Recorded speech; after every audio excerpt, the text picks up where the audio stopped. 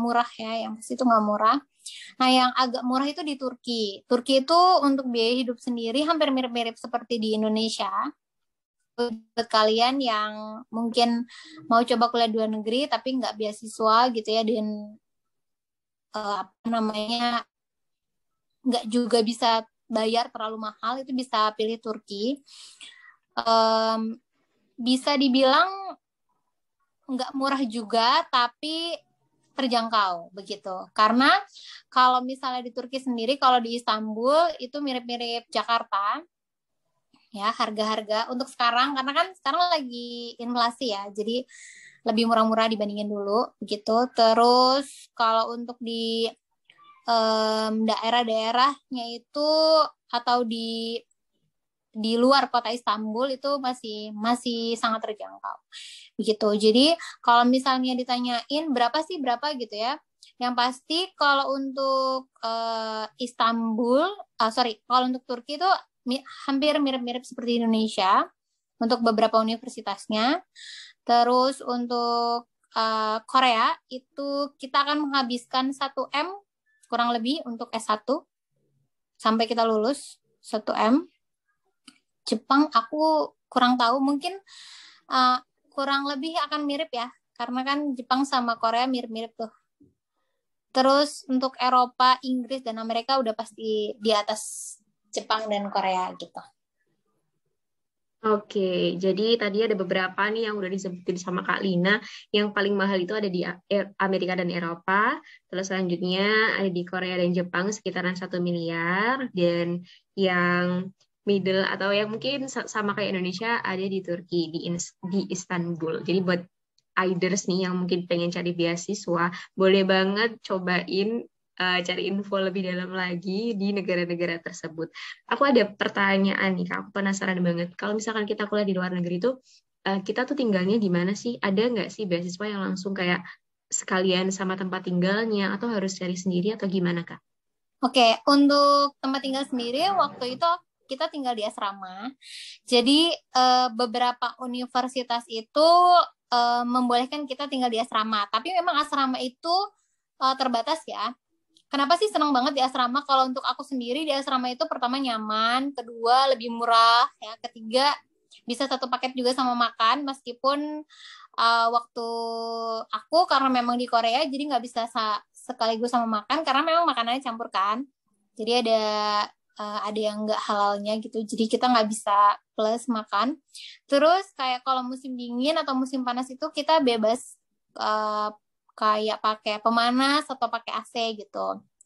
Kalau kita tinggal sendiri kan pasti ngirit-ngirit tuh, aduh harus bayar lagi kayak gitu. Kalau di asrama kan enggak gitu. Terus kayak mau mau nyuci, mau air dan lain-lain itu juga kayak kita tuh ya udah gitu kan. Karena kan kita sudah bayar include ya gitu. Jadi kita nggak mikirin. Tapi kalau misalnya yang di luar tuh kayak di apartemen atau juga di kosan itu biasanya kita mikirin air nggak boleh boros gitu ya, pemanas juga nggak boleh boros, AC juga nggak boleh boros gitu. Itu sih senangnya. Cuma memang ada beberapa universitas yang kita tuh cuma boleh 1 tahun aja gitu di asramanya gitu. Jadi awal-awal aja, nanti setelah itu kita nggak boleh lagi di asrama. Ada juga yang mengharuskan kita tuh cuma orang-orang yang IPK-nya berapa gitu, yang punya prestasi gitu baru boleh di asrama gitu. Jadi tergantung apa ya, tergantung kebijakan dari universitasnya masing-masing, tapi yang pasti ada sih, ada asramanya. Oke. Jadi buat Aider semua nih bisa dipertimbangkan. Boleh tuh di asrama dulu, habis itu baru cari apartemen gitu. Next akan dilanjut sama Dini. Oke. Nah, sebelum masuk ke pertanyaan yang lain gitu, aku mau nanya dulu nih satu lagi berkaitan sama asrama. Aku penasaran, kira-kira kalau di sekolah luar negeri itu asramanya kayak di Indonesia nggak sih? Kan di Indonesia juga beberapa kampus kan menyediakan asrama tuh, Kak. Tapi kan ada aturan-aturannya, kayak misalnya harus pulang maksimal jam segini, terus kalau Sabtu Minggu ada agenda wajib yang diikuti sama anak-anak asrama, kayak gitu. Nah, kalau di luar negeri kira-kira gimana, Kak? Sama, kita punya jam malam, terus juga dicek juga gitu ya, dicek juga kita pergi sama siapa, bukan kita pergi sama siapa aja sih. Jadi dicek juga nih, misalkan kita nggak ada di kamar nih malam itu gitu ya. Nah itu kemana gitu? Apakah ke perpustakaan atau apa gitu? Jadi ada KM apa sih? Ada KM ketua kelas, bukan ketua kelas apa ya? Ketua asrama gitu. Jadi ada ketua asrama yang akan ngecek gitu. Kalau enggak, kalau misalnya kita banyak banget pelanggaran itu ada poinnya, nanti dikurangin, kita bisa dikeluarin dari asrama.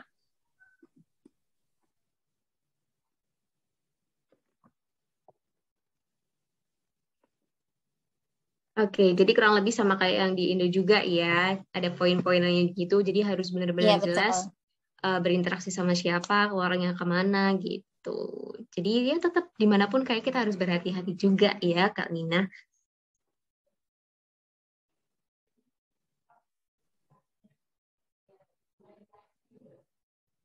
Iya, tetap ya. Jadi walaupun di luar negeri, tetap hidup itu nggak boleh asal-asalan ya, nggak boleh sesuka-suka kita. Ternyata tetap ada aturan yang harus kita ikutin. Oke, nah pertanyaan selanjutnya nih Kalina. Kita tuh kalau jadi mahasiswa di luar negeri, apalagi kita sebagai mahasiswa asing gitu ya, dari negara lain. Nah, kita tuh boleh ikut part-time nggak sih, Kak? Kan katanya nih, kalau anak-anak luar negeri tuh rata-rata dari zaman SMA aja mereka udah suka part-time nih. Nah, kalau kita sebagai mahasiswa yang ikut beasiswa gitu kan, boleh nggak sih kita ikut kerja part-time juga di luar negeri?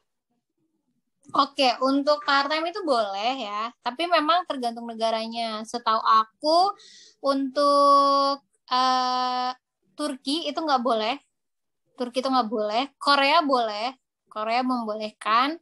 Terus juga beberapa negara membolehkan kita part-time, tapi memang tetap di jalur ya. Jadi kita ada aturan, kita boleh part-time berapa jam dalam 1 minggu, dan nggak boleh lebih dari itu gitu.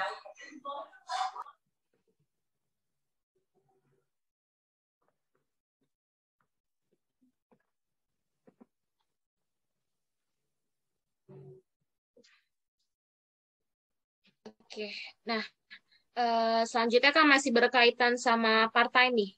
Kan kita kalau beasiswa berarti kita dapat uang kayak insentif bulanan gitu ya, Kak? Bener nggak? Iya, betul. Nah, apakah kalau misalnya kita part-time itu mencukupi nggak sih, Kak? Maksudnya misalnya insentifnya itu kita ngerasa kurang nih gitu. Misalnya ada hal-hal yang kondisional harus tiba-tiba kita beli gitu kan. Terus jadi ngabisin uang insentif yang dikasih. Nah, dengan part-time itu sebenarnya bisa mencukupi kebutuhan sehari-hari kita atau orientasi part-time-nya itu hanya untuk mencari pengalaman kerja di luar negeri. Oke, kalau untuk beasiswa sendiri sih sebenarnya kita udah cukup ya. Jadi kita dicukupi dari mulai semuanya gitu. Kalau kita yang full scholarship, biasanya sampai ke uang jajan pun kita dapat gitu. Tapi memang kalau misalnya kayak kita mau keluar kota atau juga mau main gitu ya, nah itu kita bisa tambahkan di part time gitu, dan itu cukup, kadang lebih dari cukup untuk kayak kita jalan-jalan gitu ya, atau juga mau pergi keluar kota, itu cukup banget.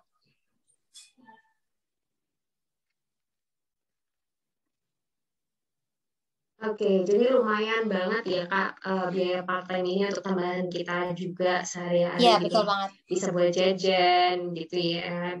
Bisa kalau misalkan mau makan enak tuh jadi ada uang tambahan gitu. Jadi nggak mikir-mikir banget. Iya, betul banget. Tapi memang ada beberapa juga yang agak berat ya beasiswanya gitu. Terutama kayak beasiswa profesor tuh, kita tuh udah capek banget nge-lab gitu. Jadi kebanyakan sih rata-rata nggak sempat gitu untuk part time. Hmm, benar juga. Jadi ya part-time bisa disesuaikan juga sama kegiatan yang ada di sana gitu ya Kak. Nah, selanjutnya nih, pertanyaan sejuta umat juga yang sering banget ditanyain. Sebenarnya lulusan luar negeri itu apakah memiliki prospek karir atau prospek kerja yang bagus dan menjamin dalam dunia kerja nanti ketika setelah lulus gitu, Kak? Oke, sebenarnya gini, banyak dari kita juga ada yang apa ya, ada yang nggak bisa baca peluang gitu.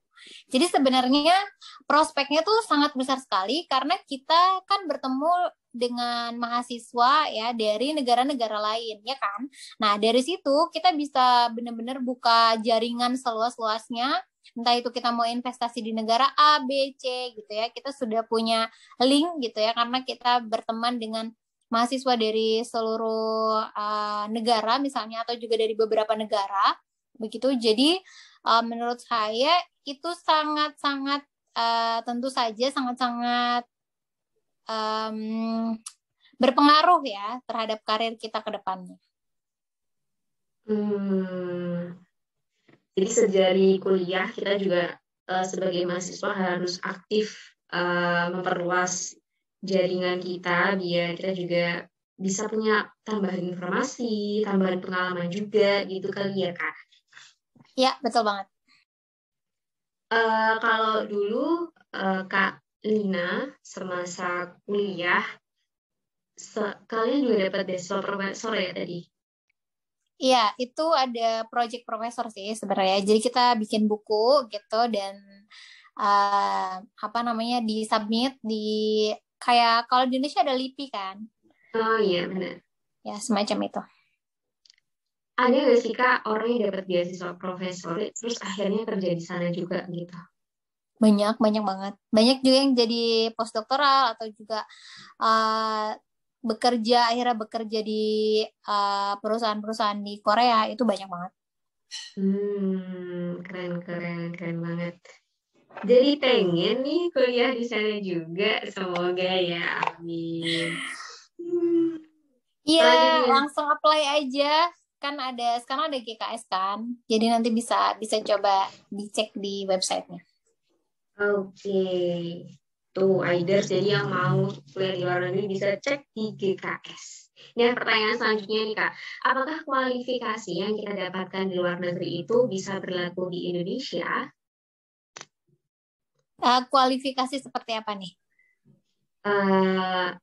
Mungkin lebih ke pengalamannya, terus abis itu hal-hal yang didapatkan di sana gitu. Apakah semuanya itu bisa diimplementasikan di negara kita atau harus ada penyesuaian lagi? Tergantung bidang apanya gitu. Jadi ada beberapa yang mungkin belum ada di Indonesia gitu ya. Terus kita juga mau mengimplementasikan yang sama seperti di luar negeri. Nah, itu kan berarti harus ada penyesuaian karena belum ada sama sekali gitu ya. Ada juga yang memang sangat berguna sekali begitu. Tergantung bidangnya tuh bidang apa. Karena kan bidangnya banyak banget dan luas. Oke, disesuaikan ya berarti Kak. Berarti nggak semuanya bisa langsung diimplementasikan. Ada contoh nggak sih Kak yang harus disesuaikan tuh apa? Misalnya aja kayak kita pertanian lah ya, kan kita beda ya. Kita kan negara tropis gitu ya. Di sana kan negara 4 musim. Nah, itu juga beda. Jenis buahnya juga beda begitu. Terus penanaman padi juga beda kan itu juga pasti beda. Kayak misal gini, kita bisa tanam stroberi di sini gitu kan. Tapi kita pengen stroberi yang sama seperti di Korea. Itu seperti apa? Kan kayak musimnya juga beda begitu ya. Kalau di Korea kan si stroberi itu besar-besar dan manis. Kalau di Indonesia kan jarang banget kita dapetin stroberi yang benar-benar manis gitu. Kalau kita mau implementasi apa yang kita dapat di Korea, itu seperti apa di Indonesia, itu butuh adaptasi. Karena Korea kan 4 musim, di sini cuma 2 musim gitu. Tanahnya juga, struktur tanahnya juga beda. Ya. Oke, menarik banget nih. Selanjutnya nih pertanyaan terakhir, itu mau sesuai sama Kak Lina sekarang. Kenapa sih Kak Lina kok memilih menjadi socialpreneur? Oke, jadi sebenarnya aku tuh suka banget sama ngajar.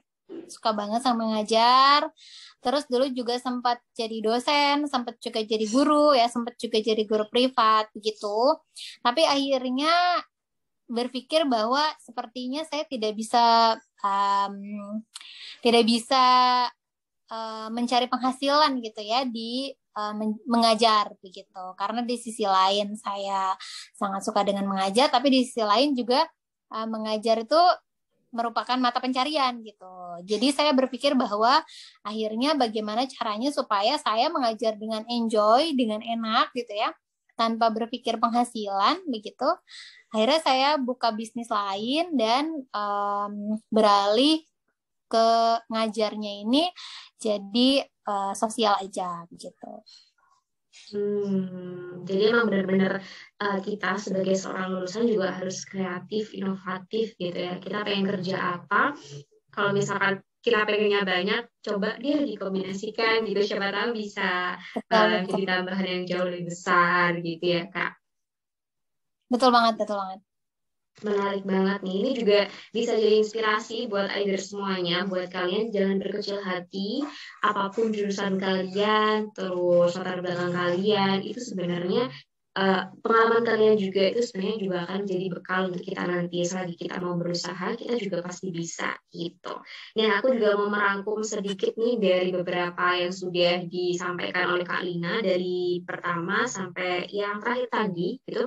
Jadi yang pertama, kalau misalkan kita ingin dapat beasiswa, kita harus memiliki pengetahuan tentang diri kita sendiri. Kita harus memahami diri kita sendiri, kemampuan kita tuh seberapa, mampunya kita tuh segimana, kita tuh harus tahu. Yang kedua, kita juga harus aktif untuk mencari informasi karena informasi tentang beasiswa itu berubah-ubah. Misalnya nih dari beberapa negara yang awalnya mungkin bisa menerima 100 orang gitu.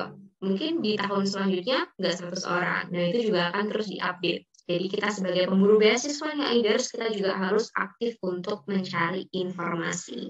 Yang ketiga, kita juga harus belajar bahasa. Setidaknya kita memiliki basic terlebih dahulu gitu ya Kak, biar nggak bingung nanti ketika kuliah di sana.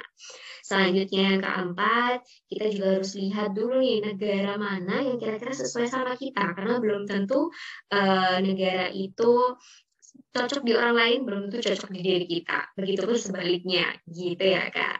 Nah, di situ kita juga harus cari tahu nih biaya-biayanya, terus dari jenis beasiswa juga, tadi kan ada beasiswa negara, ada beasiswa universitas, ada beasiswa lembaga, ada beasiswa profesor juga. Kira-kira tuh yang cocok atau yang pengen kita apply yang mana, atau kita pengen apply semuanya, nggak ada salahnya juga gitu. Pokoknya dicoba terus aja. Dan buat Aiders nih yang mungkin berhasil lolos di sana, berhasil lolos mendapatkan beasiswa, bisa juga daftar part-time untuk menambah-nambah uang jajan, uang tambahan kita juga ketika di sana. Tetap juga diingat harus disesuaikan dengan jadwal perkuliahan, kesibukannya di sana gimana, nanti bakalan sanggup atau enggak. Selanjutnya, untuk prospek karir yang bagus, apakah menjamin di dunia kerja? Jawabannya adalah bisa menjamin tentunya. Yang penting kita sebagai seorang mahasiswa juga harus berusaha mengimplementasikan dengan betul-betul segala ilmu yang udah kita dapat di sana. Terus yang terakhir, ketika Iris memiliki keinginan yang banyak, pengen punya pekerjaan yang banyak, atau mungkin punya banyak impian, boleh banget impiannya dikombinasikan, membuat inovasi yang baru, bisa juga membuat terobosan baru yang mungkin belum ada gitu, dan bisa jadi bermanfaat bagi banyak orang. Nah, ini udah hadir lagi di sini. Maaf ya guys, biasa kendala di masa serba online ya, jaringan tiba-tiba nge-lag nih. Gimana, tapi seru banget kan ya, pasti tetap tanpa aku pun akan tetap seru nih, karena memang seseru itu sih diskusi soal beasiswa sama Kalina yang udah expert banget kan, banyak pengalamannya terkait dunia perbeasiswaan luar negeri gitu ya. Oke, nah mungkin sebelum kita tutup nih, dari Kalina mungkin ada yang mau disampaikan gak sih, closing statement gitu? Atau hal-hal yang Oke. memotivasi Aiders nih? Oke, buat teman-teman jangan ragu untuk punya cita-cita setinggi mungkin ya, apalagi pengen beasiswa ke luar negeri. Karena dari dulu aku juga benar-benar bertahap banget, dari yang benar-benar nggak dapet ranking begitu ya, tapi bertahap sedikit demi sedikit memperbaiki nilai. Akhirnya alhamdulillah bisa dapetin beasiswa gitu. Jadi buat kalian yang ngerasa bahwa nggak bisa bahasa Inggris, terus juga bukan anak pinter gitu ya, jangan berkecil hati, terus semangat, begitu ya. Jadi semangat terus deh pokoknya. Oke, nah Aiders nih wajib banget untuk semangat terus ya, karena kita nggak pernah tahu nasib kita ke depannya gimana ya, Kak Betul Lina. banget. Dan siapa tahu pas kita apply itu ternyata lagi hari paling beruntung di dalam hidup kita gitu kan. Jadi kita bisa dapat kesempatannya. Oke deh, nah nggak kerasa banget nih kita udah hampir 1 jam ternyata berbincang tentang dunia beasiswa sama Kalina dari Scholar Indo. Dan terima kasih banyak nih Kak Alina atas waktunya dan kesempatannya untuk diskusi bersama Aiders bersama kami di sini. Banyak banget insight yang bisa kita dapatkan, bisa kita terapkan juga nih untuk kemudian nanti kalau kita mau ikut beasiswa, kita bisa dapat tips and triknya dari yang Kalina sampaikan tadi. Dan mungkin nanti Aiders yang dapat beasiswa di mana gitu ya. Dan mungkin Kalina lagi ada di negara itu, boleh nih dikontak ya Kalinanya, ketemuan sama Kalina. Mungkin bisa Siap, nge-konten siap. bareng ya Kalina Yuk, sama yuk, Kalina gitu ya. ngopi bareng ya. Iya, asik Iya, seru banget nih. tuh guys. Nah, so Oke, bentar gini, sebelum ditutup nih, boleh dong Kak Lina jelasin Scholar Indo itu apa? Kan dari awal tadi belum jelasin gitu, jadi biar Iders di sini juga tahu Scholar Indo itu apa, biar langsung follow gitu. Oke, teman-teman bisa langsung follow Scholar Indo ya. Di situ kita merupakan platform yang membantu teman-teman terutama di belajar bahasa gratis. Begitu. Tagline kita adalah belajar sambil berbagi. Jadi nanti buat teman-teman yang sudah mencapai level atas gitu ya, bisa bantu teman-teman atau adik-adiknya yang memang murid-murid baru nih gitu. Jadi yang basic bisa diajar dengan teman-teman yang memang sudah lulus sampai dengan level 4 di Scholar Indo. Gitu. Jadi selain kita bisa belajar, di sana juga kita bisa mengajar begitu. Terus juga ada juga kita bimbingan beasiswa ya. Jadi bimbingan beasiswa gratis untuk karena memang aku basicnya dulu dapat beasiswa di Korea, jadi untuk sementara kita ada bimbingan beasiswa gratis untuk ke Korea.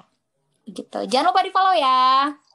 tuh Aiders, jangan lupa ya di-follow @scholarship_indo dan apalagi kalau kamu yang mau menuju Korea nih. Siapa tahu mau ketemu sama opa-opanya gitu kan. Mau ketemu sama NCT sambil kuliah. Nah, boleh banget nih di-follow di Scholarship Indo dan ikut pembinaan atau pelatihan ya atau persiapan lah ya, persiapan beasiswa bareng sama Scholarship Indo. Dan buat ID semuanya, atau mungkin yang belum follow ID Konsultan dan ID, boleh banget di follow karena ID Konsultan dan ID juga akan memberikan berbagai macam layanan, ada IG Live, podcast, ID Talk Show, dan lain-lain yang sesuai dengan kebutuhan kalian. Kita akan mengangkat tema-tema yang menarik, yang hangat, tentunya akan menambah insight dan manfaat bagi teman-teman semua. Ingat ya, IDers, jadi jangan lupa follow ID Talk, ID Konsultan.id, dan juga @Scholar_Indo. Oke. Oke, nah karena kita udah di ujung banget nih dari agenda pada malam hari ini, saya sama Nurfa izin untuk pamit undur diri. Sekali lagi, terima kasih banyak Kalina atas insight yang telah diberikan untuk kita dan Aider semua. Sama-sama. Sampai ketemu di lain kesempatan.